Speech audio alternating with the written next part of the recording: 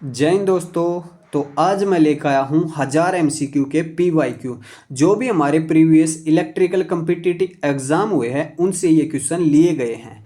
तो ज़्यादा टाइम को वेस्ट ना करते हुए पहले क्वेश्चन से हम स्टार्ट करते हैं।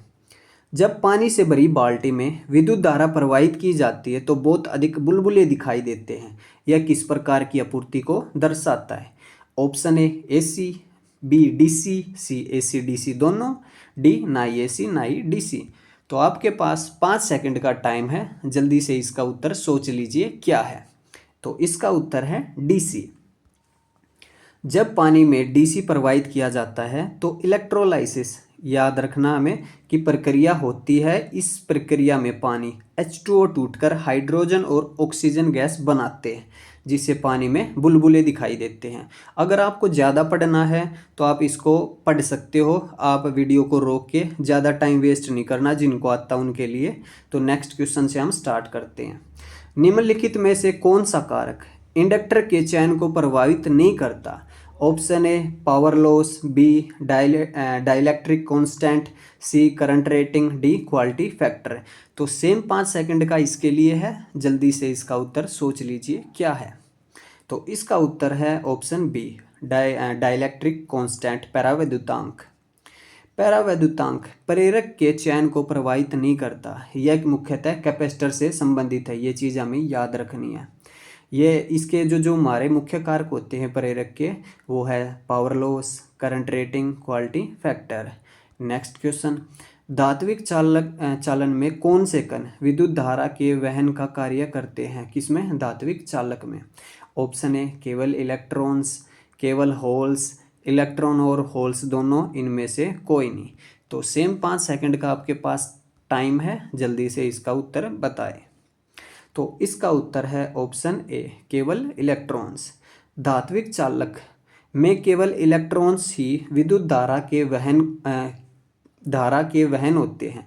धातुओं के परमाणु की भारी कक्षा वैलेंस सेल, इसको वैलेंस इलेक्ट्रॉन्स भी बोलते हैं, सामान्य है। 1 से 3 इलेक्ट्रॉन होते हैं, ये भी हमें याद रखना है। जो कमजोर रूप से बंधे होते हैं और आसानी से मुक्त होकर चल सकते हैं।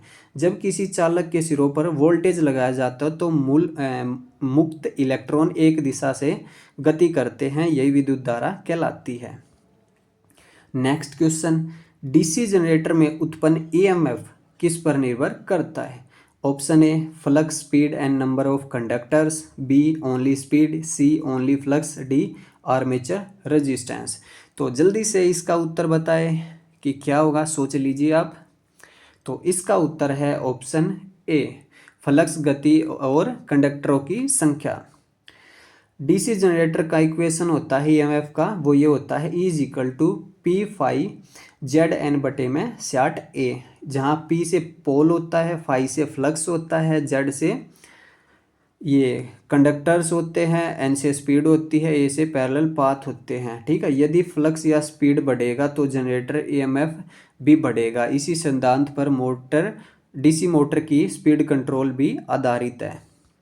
नेक्स्ट क्वेश्चन है, ट्रांसफॉर्मर की दक्षता अधिकतम कब होती है? Option A copper loss = iron loss, option B copper loss बड़ा होता है, मतलब अधिक होता है, ऑप्शन सी आयरन लॉस अधिक होता है, ऑप्शन डी लोड शून्य होता है। तो 5 सेकंड का आपके पास टाइम है, जल्दी से इसका उत्तर बताएं। तो इसका उत्तर है option A copper loss = iron loss. Maximum efficiency condition होती है हमारी ये, जब आयरन लॉस कॉपर लॉस के बराबर हो जाते हैं। ठीक है, आयरन लॉस कांस्टेंट रहता है जबकि कॉपर लॉस लोड के साथ बदलता है, ये चीज़ भी हमें याद रखनी है। पावर ट्रांसफार्मर आमतौर पर फुल लोड के पास मैक्सिमम एफिशिएंसी के लिए डिज़ाइन किए जाते हैं, हमें ये चीज़ भी याद रखनी है। नेक्स्ट क्वेश्चन है, 15 हर्ट्ज 4 पोल मोटर की सिंक्रोनस स्पीड क्या होगी?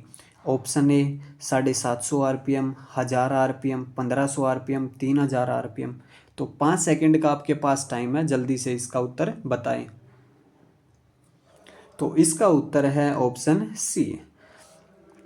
सिंक्रोनस स्पीड का जो हमारा फॉर्मूला होता है ये होता है NS = इसको हम NS होता है सिंक्रोनस स्पीड 120 F/P। P से पोल होता है, F से फ्रीक्वेंसी होती है। ठीक है, फोर पोल मोटर की सिंक्रोनस स्पीड 1500 आरपीएम होती है, जबकि इंडक्शन मोटर की एक्चुअल स्पीड थोड़ी कम होती है, जिसे हम स्लिप बोलते हैं। ठीक है।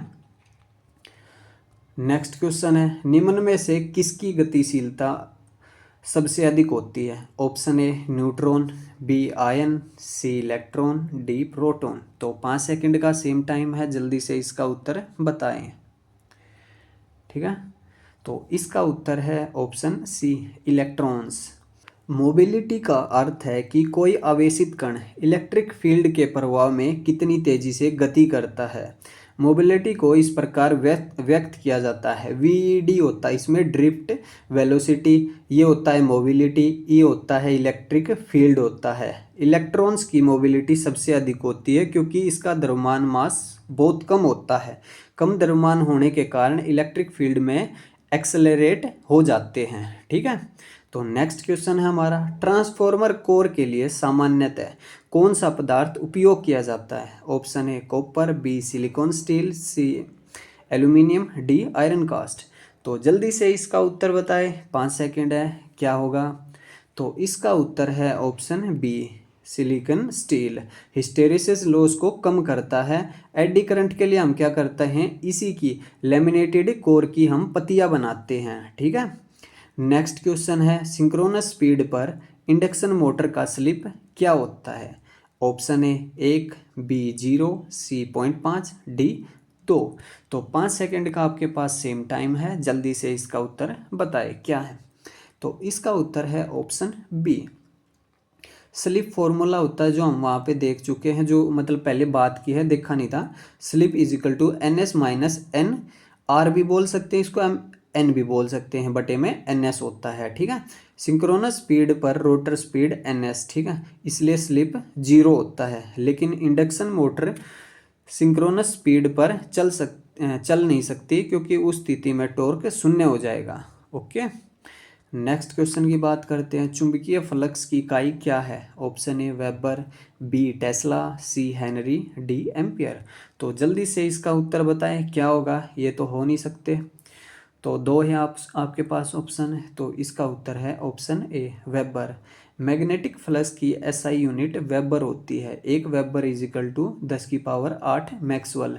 फ्लक्स डेंसिटी होती है, उसकी इकाई होती है हमारी टेस्ला, ये भी हमें याद रखना है। नेक्स्ट क्वेश्चन है, शुद्ध इंडक्टिव सर्किट में वोल्टेज और करंट के बीच फेज अंतर क्या होता है? ऑप्शन ए 0 degree, 90 degree lag, 90 degree lead और 180 डिग्री। तो जल्दी से इसका उत्तर बताएं कि क्या होगा? इंडक्टिव है ये, शुद्ध इंडक्टिव, तो इसका उत्तर होगा हमारा लैग। ठीक है, करंट लैग करता है, करंट वोल्टेज से 90 डिग्री पीछे लैग करता है। इंडक्टिव रिएक्टेंस का जो हमारा फॉर्मूला होता है, ये होता है 2πfl। अगर हम कैपेसिटिव रिएक्टेंस की बात करेंगे तो 1/2πfl हो जाता है, कैपेसिटेंस की बात करेंगे तो। ठीक है, फ्रीक्वेंसी बढ़ने पर इंडक्टिव रिएक्टेंस भी बढ़ जाता है, इसमें उल्टा है, कैपेसिटिव रिएक्टेंस में उल्टा है। ठीक है, XC। नेक्स्ट क्वेश्चन है, AC को DC में बदलने वाला उपकरण क्या है? ऑप्शन ए इन्वर्टर, रेक्टिफायर, ट्रांसफॉर्मर, ओसिलेटर। तो जल्दी से इसका उत्तर बताएं, क्या होगा? तो इसका उत्तर है ऑप्शन बी रेक्टिफायर। रेक्टिफायर 2 प्रकार के होते हैं, half wave rectifier, full wave rectifier. Full wave rectifier की एफिशिएंसी लगभग 81.2% होती है, जो हाफ वेव रेक्टिफायर से अधिक होती है। इसके 2 पार्ट होते हैं भाई, एक तो होता है सेंटर टेप्ड होता है, ठीक है, और एक होता है ब्रिज रेक्टिफायर। ठीक है, इसमें हमारे 2 डायोड यूज होते हैं, हाफ में 1 डायोड यूज होता है, ब्रिज रेक्टिफायर में हमारे 4 डायोड यूज होते हैं। नेक्स्ट क्वेश्चन है, इंसुलेशन रेजिस्टेंस मापने के लिए कौन सा उपकरण होता है? Option A voltmeter, ammeter, megger या वोट मीटर। तो जल्दी से इसका उत्तर बताएं, इजी क्वेश्चन है, टाइम भी नहीं लगना चाहिए, वैसे तो दे रहा हूं मैं आपको। Option C megger. मैगर से इंसुलेशन रेजिस्टेंस मापा जाता है, जैसे कि ट्रांसफार्मर की वाइंडिंग, केबल्स, मोटर या हाई DC वोल्टेज से मेजरमेंट करता है। नेक्स्ट है, शुद्ध रजिस्टिव सर्किट का पावर फैक्टर क्या होता है? ये भी इजी क्वेश्चन है। 0.5, 1 या 0.8। तो 5 सेकंड का टाइम वैसे देना तो नहीं चाहिए, फिर भी ले लो आप। तो इसका उत्तर है ऑप्शन सी, 1 यूनिटी होता है, इसलिए पावर फैक्टर इसका यूनिटी होता है। वोल्टेज और करंट सेम फेज में होते हैं। नेक्स्ट क्वेश्चन है, ओवर करंट से सुरक्षा के लिए कौन सा उपकरण उपयोग होता है? ऑप्शन ए फ्यूज, ट्रांसफॉर्मर, कैपेसिटर, रिले। तो जल्दी से इसका उत्तर बताएं क्या होगा। इजी क्वेश्चन है ये भी हमारा, अभी तो इजी आ रहे हैं। Option A fuse. फ्यूज एक सैक्रिफिशियल डिवाइस होता है। जब करंट लिमिट से ज़्यादा होता है तो फ्यूज वायर पिघलकर सर्किट को ओपन कर देता है। नेक्स्ट क्वेश्चन है, कैपेसिटर में करंट वोल्टेज से आगे होता है, वोल्टेज से पीछे होता है, समान फेज में होता है या शून्य होता है? तो जल्दी से इसका उत्तर बताएं। इजी क्वेश्चन है ये भी, टाइम तो देना ही नहीं चाहिए बट मैं दे रहा हूँ। ये लीड करता है, वोल्टेज से आगे होता है। कैपेसिटिव सर्किट में करंट वोल्टेज से 90 डिग्री आगे होता है। कैपेसिटिव रिएक्टेंस होता है जो मैंने बताया था आपको, 1/2πfc। फ्रीक्वेंसी बढ़ने पर कैपेसिटिव रिएक्टेंस कम होता है और उसमें इंडक्टिव में बढ़ता है। नेक्स्ट क्वेश्चन है, इलेक्ट्रिक ट्रेनों में कौन सी मोटर उपयोग की जाती है? ऑप्शन ए DC series, DC shunt, synchronous motor, stepper motor. तो जल्दी से इसका उत्तर बताएं क्या होगा। इजी क्वेश्चन है, इसका उत्तर है ऑप्शन ए डीसी सीरीज मोटर। बहुत अधिक इनका स्टार्टिंग टॉर्क होता है, वेरिएबल इनकी स्पीड होती है, इसलिए इसका उपयोग इलेक्ट्रिक ट्रैक्शन और क्रेन्स में किया जाता है। ये दोनों हमें याद रखने हैं। नेक्स्ट क्वेश्चन है, चुंबकीय परिपथ में एम्पियर टर्न किसका मात्रक होता है? ऑप्शन ए चुंबकशीलता का, बी है चुंबकीयवान बल का, सी है मैग्नेटिक फ्लक्स का, डी है चुंबकीय क्षेत्र तीव्रता का। तो जल्दी से इसका उत्तर सोचिए क्या है। ये भी इजी क्वेश्चन है वैसे तो इसका उत्तर है एमएमएफ, चुंबकीय वाहक बल। ठीक है, चुंबकीय परिपथ में मैग्नेटिक एमएमएफ वह बल होता है जो चुंबकीय फ्लक्स को उत्पन्न करता है। इसका मात्रक एम्पियर टर्न होता है। एमएमएफ का संबंध इस प्रकार व्यक्त किया जाता है, एमएमएफ इजिकल टू एन आई, जहाँ एन कुंडली के टर्न होते हैं और आई धारा होती है। नेक्स्ट है, रेजोनेंस की घटना का उपयोग कहाँ किया जाता है? अनुनाद का। ऑप्शन ए रेडियो में, कैपेसिटर में, ट्रांसफॉर्मर में, एम्पलीफायर में। ये क्वेश्चन अच्छा है तो इसका उत्तर दे के बताओ अब जल्दी से क्या होगा, सोचिए। तो इसका उत्तर है ऑप्शन ए रेडियो में। रेजोनेंस अनुनाद वह स्थिति होती है जब किसी आरएलसी सर्किट में इंडक्टिव रिएक्टेंस और कैपेसिटिव रिएक्टेंस बराबर हो। इस स्थिति में सर्किट की इम्पीडेंस न्यूनतम सीरीज सर्किट में हो जाती है और करंट अधिकतम हो जाता है। तो रेडियो इसका उत्तर। नेक्स्ट क्वेश्चन है, फ्लक्स के परिवर्तन में ईएमएफ उत्पन्न होने की घटना क्या कहलाती है? ऑप्शन ए इंडक्शन, रेजिस्टेंस, कैपेसिटेंस, रिएक्टेंस। तो जल्दी से इसका उत्तर बताएं कि क्या होगा। इजी क्वेश्चन है ये भी हमारा। तो इसका उत्तर है ऑप्शन ए इंडक्टेंस। यह सिद्धांत Friday law of electromagnetic induction पर आधारित है। E इजिकल टू -dφ/dt, यह इसका फॉर्मूला होता है। इसी सिद्धांत पर ट्रांसफॉर्मर, जनरेटर और इंडक्शन मोटर कार्य करते हैं। नेक्स्ट क्वेश्चन है, इंडक्टेंस की इकाई क्या है? Option A Henry, Tesla, weber, coulomb. तो जल्दी से इसका उत्तर बताएं। इजी क्वेश्चन है ये। तो इसका उत्तर है ऑप्शन ए हेनरी। इंडक्टेंस कोयल की वह प्रॉपर्टी है जो करंट के परिवर्तन का विरोध करती है। ये चीज़ हमें याद रखनी, करंट के परिवर्तन का विरोध करती है। इंडक्टर में एनर्जी मैग्नेटिक फील्ड के रूप में स्टोर होती है, हमें ये भी चीज़ याद रखनी है। नेक्स्ट क्वेश्चन है, विद्युत शक्ति मापने के लिए कौन सा उपकरण उपयोग होता है? Option A ammeter, voltmeter, wattmeter, galvanometer. तो जल्दी से इसका उत्तर बताएं हम क्या होगा। तो इसका उत्तर है option C wattmeter. Wattmeter में दो कॉइल होती हैं, एक करंट कॉइल होती है, एक प्रेशर कॉइल होती है। एसी और डीसी दोनों में पावर मेजरमेंट के लिए इसका उपयोग किया जाता है। इसकी कॉइल भी ऐसे होती है हमारी, ठीक है, एक यहाँ से ऐसे मिल जाती है, ठीक है, इसको हम दे देते हैं न्यूट्रल पे, यह हमारी जाती है लोड पे, यह हमारा पॉइंट होता है कॉमन। ठीक है, यहाँ पे इसको सीसी बोलते हैं, इसको हम पीसी करंट कॉइल और पोटेंशियल कॉइल बोलते हैं। नेक्स्ट क्वेश्चन है, ट्रांसफॉर्मर कोर में अल्टरनेटिंग फ्लक्स के कारण कौन सा लॉस होता है? Option A hysteresis, B copper loss, C mechanical loss, D friction loss. तो जल्दी से इसका उत्तर बताएं कि क्या होगा। इजी क्वेश्चन हमारा ये भी। तो इसका उत्तर है hysteresis loss.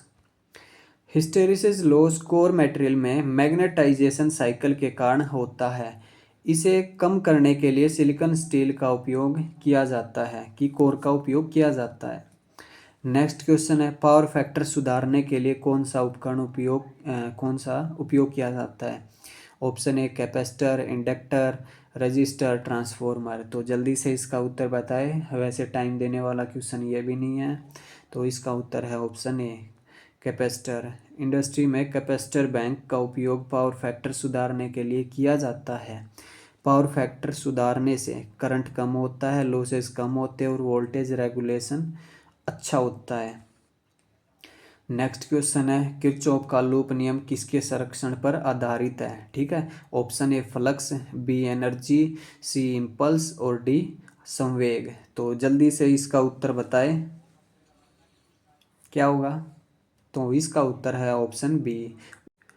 Kirchhoff loop rule को किरचॉफ वोल्टेज लॉ भी कहा जाता है। यह हमारा सेकंड रूल होता है। ठीक है, इसको हम लूप रूल भी बोलते हैं। यह नियम ऊर्जा के संरक्षण पर आधारित होता है, इसको हम ये भी बोलते हैं। ठीक है, किसी बंद लूप में सभी वोल्टेज राइसेज और वोल्टेज ड्रॉप का बीजगणितीय योग हमारा शून्य होता है। ठीक है, इसमें ये हमारा दे रखा है। तो ई होता हमारा सोर्स वोल्टेज, आई आर होता है वोल्टेज ड्रॉप अक्रॉस रेजिस्टेंस है। तो हमारी अब ये जो है हमारे 25 MCQ हैं ये कंप्लीट हो चुके हैं। ऐसे ही मैं और लेके आऊँगा। ये भी बताना आपको वीडियो कैसी लगी कमेंट करके। अगर अच्छी लगी हो तो चैनल को सब्सक्राइब और लाइक भी करना वीडियो को। धन्यवाद। जय हिंद।